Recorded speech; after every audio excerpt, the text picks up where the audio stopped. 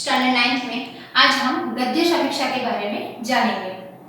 गद्य समीक्षा जो एक पैराग्राफ में एग्जाम में दिया जाता है और पैराग्राफ के अनुसार जो प्रश्न दिए जाते हैं उसका उत्तर आपको लिखना होता है, इसलिए आपको पहले से पूर्व तैयारी करनी आवश्यक नहीं होती। अगर न भी करें तो आप सीधा उसका उत्तर लिखकर 3 या 4 मार्क्स दे सकते हैं, मिल सकता है। 3 मार्क्स इसलिए लिखा है कि क्योंकि यहाँ 3 प्रश्न पूछे गए हैं। अगर 4 प्रश्न पूछे जाते हैं तो आपको 4 मार्क्स मिलेंगे, एक प्रश्न का सीधा आपको 4 मार्क्स मिलता है। लेकिन अंत में जो लास्ट वाला प्रश्न पूछा जाता है गद्य समीक्षा का उचित शीर्षक, उसके लिए अगर आप उचित शीर्षक नहीं देते हो क्योंकि वो पैराग्राफ में नहीं मिलता, तो आपको उसके उत्तर गलत होने पर मार्क्स भी कट सकते हैं। 10वीं कक्षा में बोर्ड में भी इस प्रकार का पूछा जाता है गद्य समीक्षा। गद्य समीक्षा के अलावा पद्य समीक्षा भी पूछी जाती है। पद्य समीक्षा में थोड़ा टफ पड़ेगा आपको क्योंकि पूरी पोएम होती है, पोएम को समझना पड़ता है और समझने के बाद ही आप आंसर लिख सकते हो। सबसे पहले हम किस प्रकार का पैराग्राफ दिया गया है उसको शांति से पढ़कर समझेंगे, बाद में ही उसका उत्तर हम दे पाएंगे। सबसे पहले हम उसको समझने का प्रयत्न करते हैं। लिखा है कि मानव के व्यक्तित्व का निर्माण करने वाले विभिन्न तत्वों के चरित्र का सबसे अधिक महत्व है।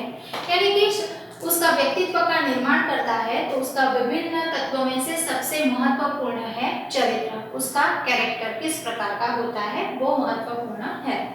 चरित्र एक ऐसी शक्ति है जो मानव जीवन को सफल बनाती है। यानी कि इंसान मर जाता है उसके बाद यही कहा जाता है कि वो अच्छा था या वो बुरा था, यानी कि उसका चरित्र कैसा था, उसका स्वभाव कैसा था।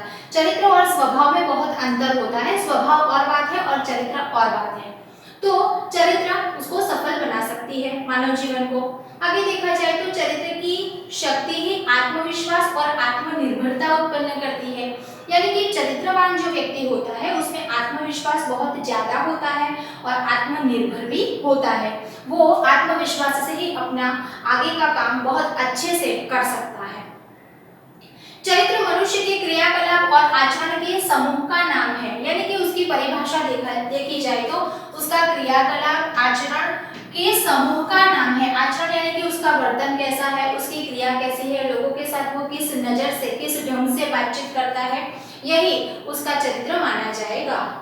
चरित्र रूपी शक्ति के सामने पाश्विक शक्ति भी नष्ट हो जाती है। पाश्विक यानी कि बहुत अलग अलग प्रकार की शक्तियां होती है जो मानव जीवन को बर्बाद कर देती है और ऐसी पाश्विक शक्तियां चरित्र को नष्ट नहीं कर सकती क्योंकि इस चरित्र का बहुत ज्यादा महत्व है।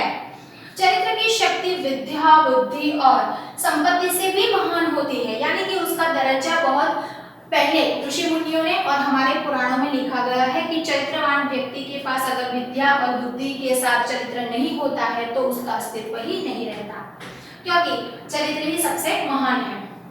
इतिहास इस बात का साक्षी है कि कई चक्रवर्ती सम्राट धन, पद, वस्तु और विद्या के स्वामी थे।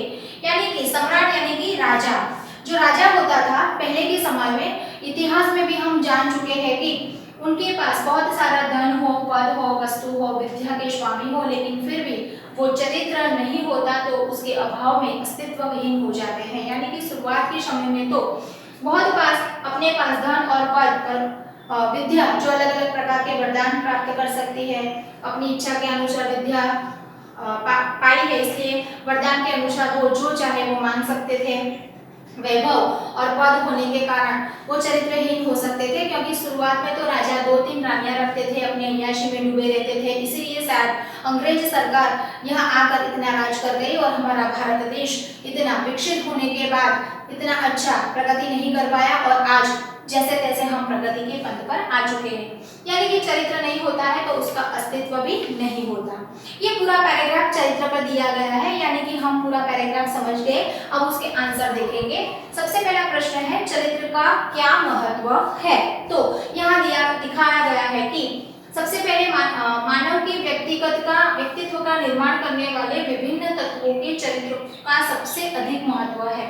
यानी कि क्या महत्व है, तो सबसे अधिक महत्व है, ऐसा हम सीधा आंसर लिख सकते हैं।